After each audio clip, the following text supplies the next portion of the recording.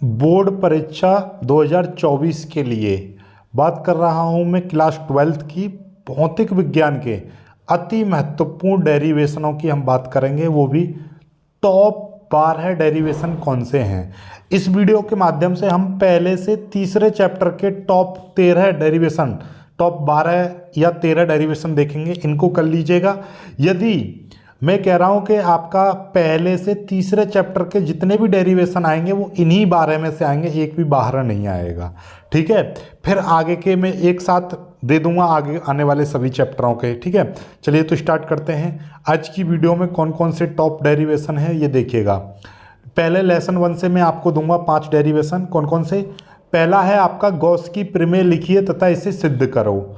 ये डेरिवेशन है, इसमें थोड़ी थ्योरी है, इसी तरीके का आएगा और ये सब 5-5 नंबर के प्रश्न हैं जो 5-5 के आते हैं और 5-5 नंबर के प्रश्न आपके 4 प्रश्न आएंगे, उनको करना होगा, ठीक है। चलिएगा दूसरा देखिएगा।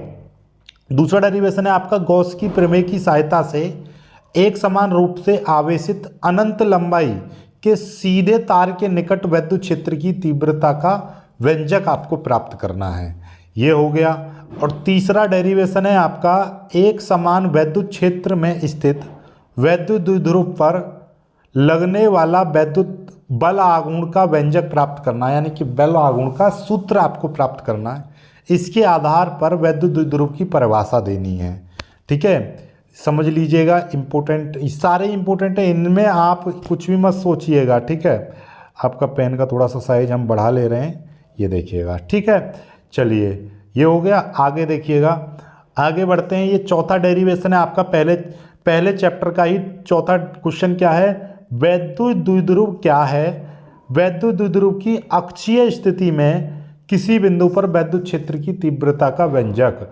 अक्षीय के साथ में भाई निरक्षीय और कर लीजिएगा अपने आप, ठीक है। निरक्षीय और कर लीजिएगा, दोनों एक जैसे डेरिवेशन है और इन सभी का सॉल्यूशन भी मैं कराऊंगा। सॉल्यूशन का बहुत ही, यानी कि सॉल्यूशन की सीरीज भी मैं स्टार्ट करूंगा, ठीक है। और जिन्होंने अभी तक मॉडल पेपर नहीं देखा है, मॉडल पेपर जरूर देख लीजिएगा। मॉडल पेपर का वीडियो मैंने डाल दिया है। सैम्पल पेपर यानी मॉडल पेपर आपके लिए बहुत ज़्यादा यूजफुल रहेगा, वो जरूर देख लीजिएगा।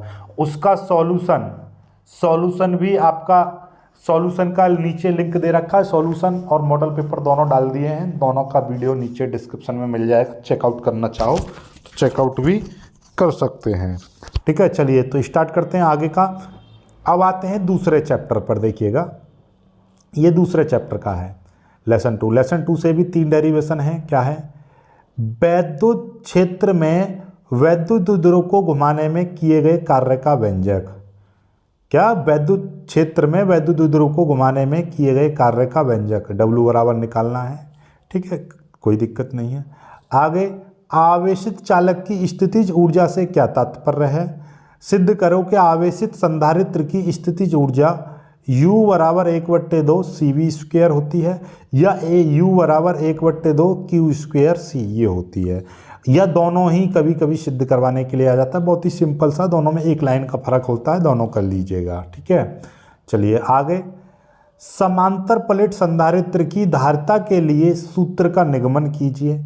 इसकी धारिता को कैसे बढ़ाया जा सकता है, यानी कि इसकी धारिता कैसे बढ़ाई जा सकती है, ये भी आपको बताना है, ठीक है, कोई दिक्कत नहीं है। आगे देखिएगा, संधारित्र का ऊर्जा घनत्व क्या है? सिद्ध कीजिए कि आवेशित संधारित्र के प्रति एकांक आयतन की वैद्युत स्थितिज ऊर्जा 1/2 एप्सिलॉन0 E² होती है। समझ लीजिएगा, ठीक है। क्या बोला है? 1/2 एप्सिलॉन0 E² होती है, ठीक है, ये ध्यान रखिएगा। आगे, 2 आवेशित चालकों को तार द्वारा जोड़ने पर ऊर्जा हानि का व्यंजक आपसे पूछा है, ठीक है, कोई दिक्कत नहीं है। आगे देखिएगा, आगे ये है आपका तीसरे चैप्टर के डेरिवेशन, इसमें 4 हैं। अनुगमन वेग से क्या तात्पर्य है? धारा घनत्व तथा अनुगमन वेग से संबंध स्थापित कीजिए। अनुगमन वेग में संबंध स्थापित कीजिए। कभी कभी धारा घनत्व और अनुगमन वेग में संबंध स्थापित करने के लिए आ जाता है, तो कभी कभी धारा डायरेक्टली दे देता है, धारा और अनुगमन वेग में संबंध। एक लाइन का ही इसमें फर्क है, दोनों के दोनों डेरिवेशन सेम है, लास्ट में एक लाइन और बढ़ जाती है, ठीक है। चलिएगा आगे, ओम का नियम लिखिए, अनुगमन वेग के आधार पर ओम के नियम को सत्यापित कीजिए। ओम के नियम का सत्यापन करना है अनुगमन वेग के आधार पर। ठीक है, चलिए आगे। किरचॉफ के नियम लिखिए। हालांकि ये थ्योरेटिकल प्रश्न है इसलिए ये डेरिवेशन में नहीं आएगा, लेकिन आप इनको याद कर लीजिएगा। अगला प्रश्न, व्हीटस्टोन सेतु का परपथ खींचिए और किरचॉफ के नियम से सेतु के संतुलन का प्रतिबंध स्थापित कीजिए। अर्थात व्यंजक, प्रतिबंध का व्यंजक प्राप्त करना है। व्हीटस्टोन सेतु में आता है ना P/Q बराबर R/S, ये आपको सिद्ध करके दिखाना है किस तरीके से सिद्ध होगा। ठीक है, तो कुल मिला के आज की इस वीडियो में मैंने इस प्रश्न को, ये थ्योरी वाले प्रश्न को छोड़ देंगे तो 12 प्रश्न आपको दिए हैं। कैसे दिए हैं 12 आपको गिनवा देता हूँ मैं। देखिए शुरू से मैं 12 प्रश्न आपको गिनवा देता हूँ। ये देखिएगा 1, 2, 3 और 4 प्रश्न आपका पहले चैप्टर से हो गए, और 4, 5, 6, 7, 8 ये हो गए 8 और एक 9। ठीक है, 9 हो गया, यानी कि पहले चैप्टर से 4, दूसरे से 5 डेरिवेशन है, और इस वाले चैप्टर में 3 है।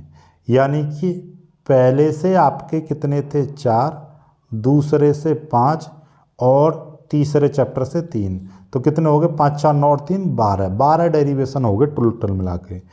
और यदि पहले से और तीसरे चैप्टर से जितने भी डेरिवेशन आएंगे वो इन्हीं 12 से आएंगे, एक भी प्रश्न इनसे बाहर नहीं जाएगा।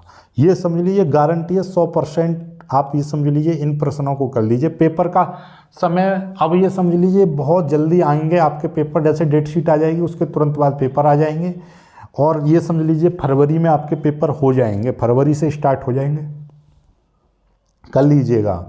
ठीक है, या तो फरवरी के 2nd वीक या 3rd वीक से पेपर स्टार्ट हो जाएंगे, या मार्च के 1st वीक से आपके पेपर स्टार्ट हो जाएंगे। वीडियो को लाइक करके शेयर जरूर कीजिएगा। जिन स्टूडेंट्स ने अभी तक चैनल को सब्सक्राइब नहीं कर रखा भाई, सब्सक्राइब जरूर कर लीजिएगा, क्योंकि अब आपके तैयारी में जुट गए हैं हम, तो सब्सक्राइब जरूर कर लीजिएगा। ठीक है, जय हिंद।